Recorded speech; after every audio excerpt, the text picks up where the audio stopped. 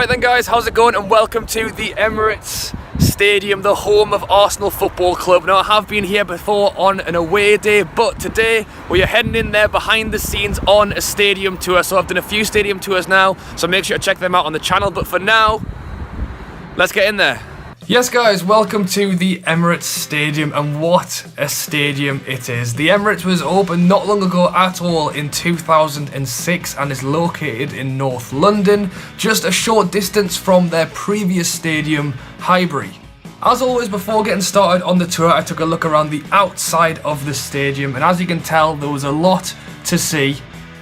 A few years after the opening of the stadium, it underwent something that Arsenal called the Arsenalisation of the Emirates Stadium, which included adding 8 large pictures of Arsenal legends linking arms around the stadium, along with photos of other great Arsenal players and favourite moments. Later, they also renamed 2 nearby bridges after club directors Ken Fryer and Danny Fisman, along with the addition of club legend statues around the stadium, which included Tony Adams, Herbert Chapman, Arsenal's all-time leading goal scorer Thierry Henry, and a few years later again, they also added Dennis Bergkamp. They also have a clock on the outside of the stadium here, but we will talk about that a little bit more later on. Before heading into the stadium, I also had the chance to take a look around the Arsenal Museum.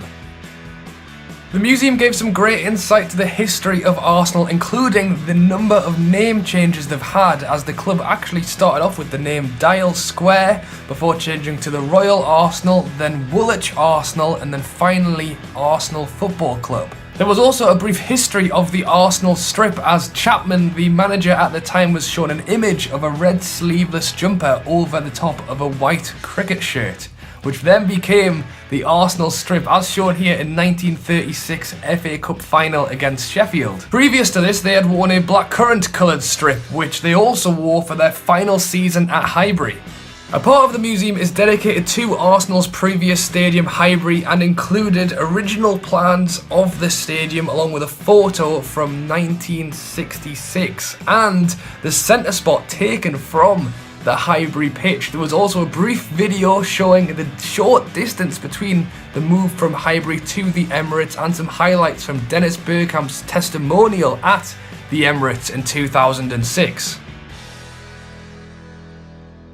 There is a section dedicated to Arsene Wenger for his 20 years as manager, showing the number of trophies he achieved in that time, including managing over 100 goal scorers and over 1,000 games for Arsenal. There was also some photos and videos from the 2003-2004 Invincibles season, where Arsenal went unbeaten through an entire Premier League season to go and lift the Premier League trophy, as shown here. It's now time to head back down the stairs and through the club shop so we can get started on our stadium tour. This was a self-guided tour, so I was provided with a mini iPad that would give me facts and information as I made my way around. We did start off in the car park, which was a little bit strange, before making our way up to the Directors and Diamond Club entrance. And what an entrance it is, made up almost entirely of marble, and it has a plaque which reads "Opened by Prince Philip, Duke of Edinburgh in 2006, along with a golden Arsenal crest on the wall and a number of busts which include Arsene Wenger, Herbert Chapman, Dennis Hillwood, Peter Hillwood and Ken Fryer. Next up, let's head into the Directors Lounge. Now, I was here at Christmas, so I'm assuming that tree is not here all year round, but take a look at this lounge. It's extremely impressive. I can only imagine what it would be like to be in here on a match day, and I had to head straight out to get my first view of the pitch and the full stadium. With a capacity of over 60,000, I am currently stood in the west stand. To my right we have the clock end, straight ahead of me we have the east stand, and to my left we have North Bank. I mean, what a view you get from up here in the Directors Lounge. Heading back inside, and one really cool thing that Arsenal Football Club do is the flowers you will see around the Directors Lounge. Now, these are actually changed to show the away team colours at each match day. Something very cool that you will find in the Directors Lounge is this Golden Premier League trophy, which was presented to Arsenal after their 49-game unbeaten streak in the Premier League.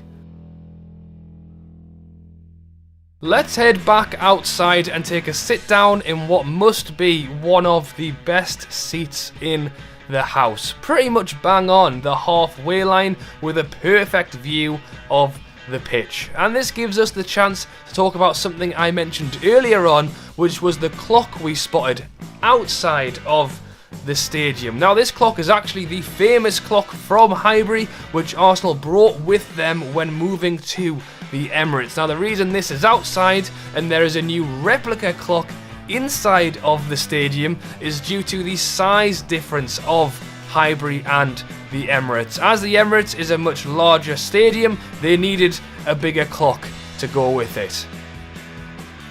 After some time to sit down, enjoy the view and rest my legs, it was time to get up and head back inside and make our way up to the Diamond Club.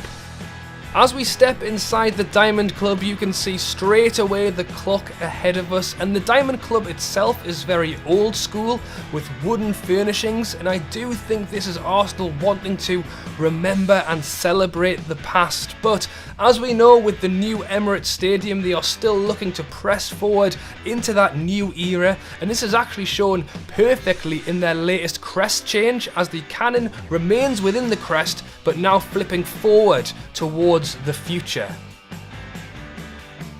The Diamond Club is invite only, and if you are lucky enough to get an invite, you'll get yourself a 5-course meal and of course a fantastic view of the pitch. Now let's head out of here down to the players' entrance.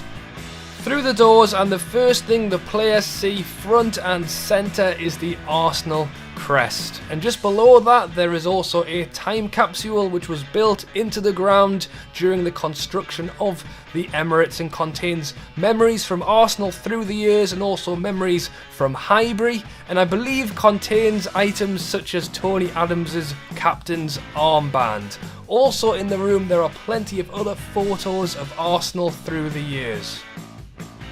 Continuing on through the players' entrance towards the changing rooms, you can see they've got Arsenal players on either side of the walls, and they did give a quick video on the iPad showing the players entering the stadium on a match day, and they also encouraged you to get a photo alongside one of the players, which I did with Aubameyang. And here we have our first view of the players' tunnel. Now I have to say the layout of this area is actually brilliant, as we start off by turning right and heading into the away changing room. So as you can imagine, like most away changing rooms, there is no colour scheme. It's all very plain with white walls and a grey floor. And as you can see up ahead, there are some wooden units with a bench to sit on and a space to hang some clothes. Although I will say it's quite spacious compared to some other Premier League away changing rooms that I've been in. And a few extra points to mention: the lighting in here was extremely bright. Is that part of a tactic? I'm not sure. The wooden benches were not particularly comfy to sit on, and something I've seen in a few away changing rooms, the bench in the middle was too high, making it difficult to talk and see any teammates sat on the other side. And there is also a TV and a whiteboard on the wall should the away team wish to use them. Let's make our way out of the away changing room and back to the players' tunnel. Now, as I mentioned, I do really like the layout of this area, as this time we are going to turn left and head into the home changing room. So straight away you can spot the difference with the Arsenal badge on the walls. The floor in here is grey as well, but this floor is non-slip, which means the players don't need to worry about wearing their boots in the changing room, unlike in the away changing room. To our left we have a warm-up cool down area for the players, and just in general you can see how much larger this home changing room is compared to to the away changing room. They have far more facilities in here, which includes a plunge pool for the players to jump in after the game into some freezing cold water to help with recovery. And over on the other side, we have a large physio area for the players as well. In terms of the colour scheme, it's red and white, as you would expect, with some fantastic golden cannons around the walls as well. As we step into the main changing room area, you can spot it's in a horseshoe shape, which makes it far easier for the manager to address all players at once. The units are similar, but you get a nice comfy red cushion to sit on when you're in this changing room, and you also notice that the bench in the middle is low enough to see and talk to your teammates on the other side. Red and white shirts hung around the room. It's a fantastic home changing room. They also have a large screen on the wall with a whiteboard for tactics as well. And I got myself a quick photo with the Aubameyang shirt. Connected to the changing room, we also have the manager's office, where maybe they'll invite some staff down early to discuss some tactics, or maybe do a debrief at the end of the game. And it also wouldn't be unusual to invite the opposition manager in here after the game, as well, as I can spot a few wine glasses sat on the side there. It's a nice room. They've decorated with Arsenal photos, past and present.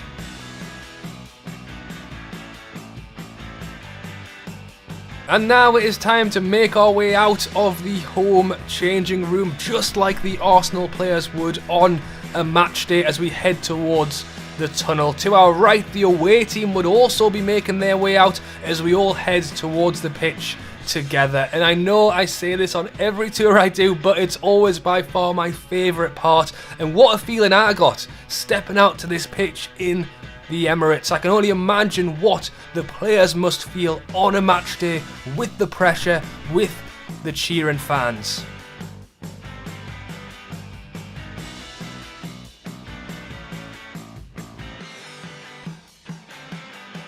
Unfortunately, due to the bad weather, I wasn't able to sit over in the away dugout as I normally like to do, but I was able to take a stand next to the home dugout to see what it's like to be there on a match day. And one thing you'll notice with the Arsenal dugouts is there is no roof. When these were built, Arsene Wenger said he wanted the full team to feel the same weather conditions as those players out playing on the pitch. So if it was chucking it down with rain, you weren't able to sit there happy and dry while your teammates were out trying to get the win. Back inside, I started to make my way down to the media centre, but first taking a quick look at one of the interview rooms. So this is where the players would finish the match, come back through the tunnel and into here to give a post-match interview. At the end of the corridor, we head into the media centre, which is where the manager will give their post-match press conference. As you can see, there's a lot of seats for all the journalists and media to ask any questions or hear how the manager thought the game went. If you did want to hire out this venue to hold your own meeting, you can. It's not very cheap, but you can if you want to. And I got a quick picture in the manager's chair before leaving as well. And there you have it. As we make our way outside, that is the end of the tour. I hope you guys enjoyed watching it as much as I enjoyed filming it. And guys, that is it. Fantastic stadium tour. I know it was self-guided, but they did have staff around who were really friendly, really helpful. It was a really good stadium tour. I would definitely suggest anyone to get down here and have a go. But that is it from me. It's raining. I'm going to head off. Make sure you check out my other stadium tours on the channel as well. Subscribe if you're new. Thank you for watching. Drop a like if you enjoyed it. And I'll catch you later.